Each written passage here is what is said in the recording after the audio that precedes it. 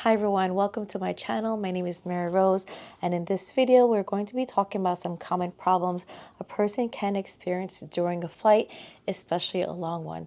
And as many of you don't know, I am a registered night shift nurse, and I'll be using these common problems and I'll be trying to use it as an intervention, like a review of systems from head to toe on a nursing perspective. So let's talk about the head, which is the first part of a nurse's assessment.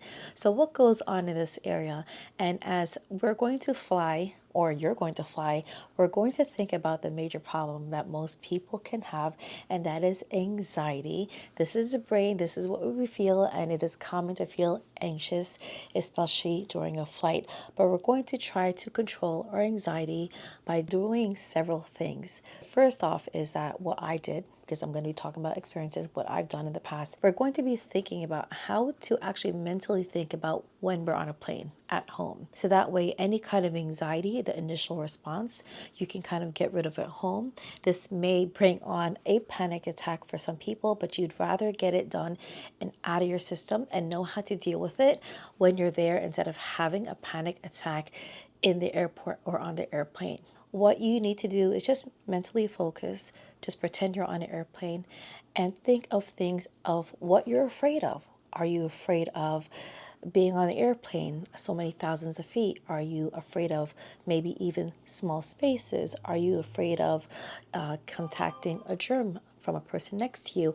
Are you afraid of the free falling feeling that I am afraid of during a flight? And how does that feel? That might be scary at first, and be prepared to have any feelings come out. You want to experience these feelings because you want to be able to either control them or to get them to a better level. So when I was afraid of flying my first couple of times, I was sweating and I was almost shaking, and I did not go to the right route, which I'm going to say medications will be the last resort, because I did take a medication. Though it worked, is not something I suggest the first round. So number one, mentally thinking of how it would feel, focus on those feelings and letting them out. And now once the feelings are out, you want to know if you can bring those feelings down to a notch. You may have to repeat these steps until you can get comfortable and reduce your anxiety level to the point where you can control them on the actual flight or the actual airport. This will make a big difference on how you approach your anxiety and how you can help yourself, because this is helping yourself here. This is not someone trying to help you out while you're there, because someone may not be able to help you out. So this is pretty much a self-help at this point. So get those feelings out and see if you can reduce it. Another important tip here to reduce your anxiety is to get good sleep, guys. If you don't have good sleep, what more can you feel during a flight where you can't sleep? I work night shift. I know how it is. So if I get interrupted during a nap time, I will be so cranky and my day is just going to get worse from there. So sleep at home. It doesn't have to be a long nap, but it has to be a good one. So much where you are rested, your mind is rested, your body is rested, because it's really all about quality here, not so much as quantity. Now, once you're on an airplane and you're just getting settled and everyone is getting settled, take this opportunity to just sit down and just do your deep breathing exercises. I know it sounds silly, but believe me, it does work. And you want to inhale and exhale at the same length. You don't want to hyperventilate. Make sure you also have your bag there. So just in case, if you do hyperventilate along your trip, which we're trying to avoid, your bag is readily available and you're not going to be trying to look for it. So inhale, exhale. And you want to do this where it's comfortable and calm and quiet. Also, regarding with all the stimulation that you'll be hearing during getting settled during an airplane, you want to just also wear some earplugs. I actually found this product called Earplane Plugs, and this product is pretty well known, but it's new to me, so I'm going to be trying out this product during my flight, and that kind of cancels out the noise, cancels out the external stimulation, and it helps you focus on something. Now, if you don't want to use earplugs, you can use your earbuds that can give you an auditory stimulation. You can listen to music, you can do visual, you can watch a movie, you can watch a show, you can just focus on one item. You can also hold something, so it can be tactile, it could be temperature related, it could be warm like a cup of coffee, it could be something soft, plushy. You could also have like a little bumps or a little prickly feeling, anything that you feel that would be comfortable to you when you're in a stressful environment or a stressful situation. It could also be olfactory. It could be a scent. It could be your favorite perfume. You can rub a little bit of your favorite oil and just smell it, or you can hold on to say a bag of lavender. I actually bought something from the Dollar Tree, and it's actually like Epsom salt. I believe it's Epsom salt in a bag, and it smells like lavender. So you can do something like that, and you can just close your eyes and smell it. Don't forget to sit back, relax, and inhale and exhale as you're doing these things. You don't want to be in a very tense position. You want to feel relaxed. Besides all these tips, you want to use the restroom. When you are nervous, you can go to use the bathroom more frequently, and you don't want to compile something else on top of the anxiety that you're trying to conquer. So use the bathroom, do all the stimuli that is helpful to you so you can fly and have a better flight. Now, what I did during my previous flights is that I put my headphones on. I focused on a movie on the plane, but that can only get you so far because eventually the TV stopped working. So you don't want to rely on what a plane can give you. That's why you have your cell phones, you have your books, you have your earpods, you have even an eye mask if you need to wear it. So anything in this area that can either reduce stimulation or give you something that can focus and distract you from being on the airplane and coping with your anxiety. Now, something to share here, what I get anxious about the most is the actual takeoff where the jets are thrusted and you move forward and you hear the sounds of the jets. That gets me nervous, but after a few flights and a few experiences and a few distractions, like I previously mentioned, that has helped me a whole lot on trying to not get rid of my anxiety, but to cope with them. So another common problem in this head or neuro area is something called air sickness or motion sickness. This is very, very common either on a plane or on a cruise ship like I have been in the past. And what it is that the hairs of the inner ear feels movement, but your eyes see a fixed view. So the brain kind of gets confused on what's going on. So you can have a mixed feelings of dizziness, nausea, sweating, yawning, trembling, fatigue, and even vomiting. So here are a few interventions that can work and decrease your air sickness or motion sickness. As number one, you want to choose your seat. So the middle section of the plane is the least amount of shaking, just like you would choose on a cruise. You want to choose one that's kind of in the middle of the cruise ship and lower to the ground. So this is kind of like the same thing. So you don't want to sit on either ends of the plane. It also may work for some people if you want to choose the window seat because that kind of stabilizes what you're seeing and what the inner ears are actually feeling. So that can kind of lessen some dizziness for some. Also, what you want to do if you do feel nauseated, you want to lean back. You want to lean back and you want to avoid any fizzy drinks that actually can cause the dizziness or the nausea to become worse. You also want to avoid trying to read on the airplane. That can also cause or bring on dizziness.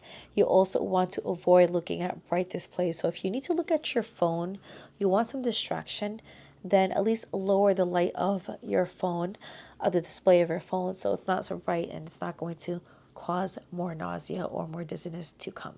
All right, so another common problem in this head area is ear pain. Ear pain is caused by the barometric pressures that changes as the airplane ascends and descends. Now, a great product to use with this, again, is the product called EARPLANES, which is like an earplug. It does have something in the middle called ceramics, and not only does it cancel out noise, it does help control the ear pressure. Now, also what people can do is chew gum or swallow. Those are motions of the jaw moving, and that helps with the popping of the ear and help with the pressure. Now, you could also use a nasal decongestant before the flight. Now, just make sure it's okay with your doctor because that can also affect cardio issues as well as eye pressure. So just make sure with your doctor before you take that. In addition, you can use a bowl of salt water. So nice hot steaming salt water. This should actually go before the medications, but this will also help decongest your nasal passages and help break down the mucus, thus decreasing the pressure already that's in your sinuses. Another big problem in the head or the neuro assessment is the lack of sleep, and most people cannot sleep in the airplane. I cannot sleep on the airplane either, and this is going to be a very long flight for me. This is going to be a 9-hour flight and then another 11-hour flight, and in between I have a long layover. So I'm going to be a very cranky person, and these are a few steps or a few things that I found. And number one, this is a sleep rule. This is called 10-3-2-1 sleep rule. So 10 hours before bed, you want to avoid caffeinated beverages. 3 hours before bedtime, you want to avoid food and alcohol. 2 hours before bedtime, you want to avoid work. 1 hour before, you want to avoid screen time. And 0, you want to avoid the snooze button. I know this doesn't exactly pertain to flying, but when it comes to avoiding caffeinated beverages, that makes total sense. So even though you want that cup of joe or that cup of coffee so you can make it through the early mornings of trying to catch a flight, you want to avoid that, especially for a long plane ride, because you're not going to be able to sleep. I did hear though that if you drink a caffeinated beverage like coffee and then you sleep within 30 minutes, you can actually fall asleep. I don't know exactly what the rationale is to that, but it has worked on many people. This is the general rule of thumb here, is to avoid it before sleep. Now, 3 hours, you want to avoid food. Now, some people like to have a full belly. That kind of helps them make them sleep, but it can also cause gas to build up, especially on an airplane where pressure changes and you're going to feel that unfeeling of bloating, pressure, and possibly more nausea. And then alcohol, some people think why alcohol is going to be kind of like a sedative and it's going to help with sleep. But I found this information online where it can actually suppress the REM cycle during your initial sleep cycles. And the REM is where you fall into deep sleep and you get the most restful sleep of the sleep cycle. And this is what you need. So it doesn't matter the quantity of time, but it's the quality of time. And it says that it can also cause increased wake times and disturbances, thus interrupting subsequent sleep cycles.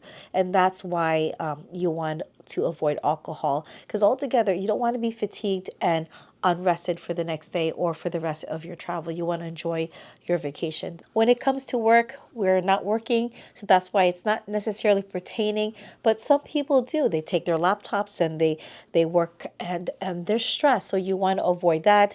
Screen time's kind of, I would say, yes and no, because screen time also gives you that comfort if you're watching your favorite show. You don't want to watch a movie or a show about the zombie apocalypse like my husband would watch. You want to avoid something that makes you calm and restful before a flight and during a flight. In addition, you want to avoid the external stimulation. So lights, you want a good eye mask, a nice comfortable one. I'm going to take my glasses off, put these on.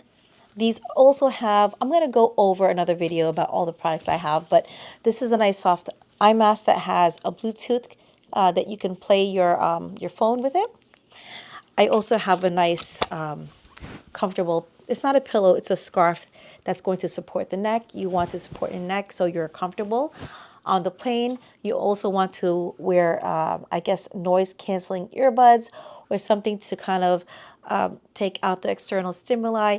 And you want to make sure that you're comfortable seated. We're going to go over more about this in the musculoskeletal area, but these are all external stimuli that you want to avoid to give you the best REM cycle during your flight. So I did lie here, but I don't want to go over it in depth, just basically on the surface, but it is jet lag. So jet lag is difficult no matter where you go because your body has to get used to the time zones. And because I'm going to Indonesia, it's going to be for a short trip. It's going to be impossible for me to adjust. However, I am a night shift person, so that might help me in a way where I can easily adjust to the time zones. There are also apps that you can follow if you want to kind of reduce the jet lag, and that will kind of help you along with it. And also simple things that we can do is to, if you're going to a certain destination of a certain time frame, you also want to do activities similar to it. So you want to be awake when it's daytime there, and you want to be asleep, or at least try to sleep when it's nighttime there. And so you want to try to follow those patterns as you're going to your destination. But again, it's easier said than done. Just a couple more things that I wanted to add into this video. So originally I was going to make one long video to make a head to toe nursing assessment on problems during a long flight, but I'm going to actually make it, this video, make it into just the neuro part. So any problems with the anxiety, sleep, and all that, all up here on the head. One more thing to add into this is that if you have any kind of discomfort before you try to sleep, make sure you take care of it first. Like any aches or pain, make sure you massage that area, or you take some Tylenol or ibuprofen or whatever you normally take. You can also put a little bit of Salonpas or um, icy hot on there just to kind of massage the muscle. Anything that bothers you, make sure you take care of it. If you have to use the restroom, use the restroom, because all these things might just wake you up and you're going to get interrupted sleep. When it comes to medications and sleep, I would only recommend melatonin, because melatonin is naturally made by our bodies. If you try to take an over-the-counter medication like a decongestion or pseudoephedrine, then that might not be legal in some countries. So be careful with that. And you don't want to be dried up when the air is already dried. So I would not suggest taking that. And I would not suggest taking Benadryl unless you seriously have to. But I would keep that on hand for allergies anyway. So I hope you found this video informative and beneficial to you. I know right now as I'm filming, this is actually quite a little bit after since I finished filming, because I decided to add this little bit to the video. But if you enjoyed this video, don't forget to give it a thumbs up and subscribe if you're new, and I'll be posting the second part and possibly a third part depending how long the video is pretty soon. So I'll see you soon.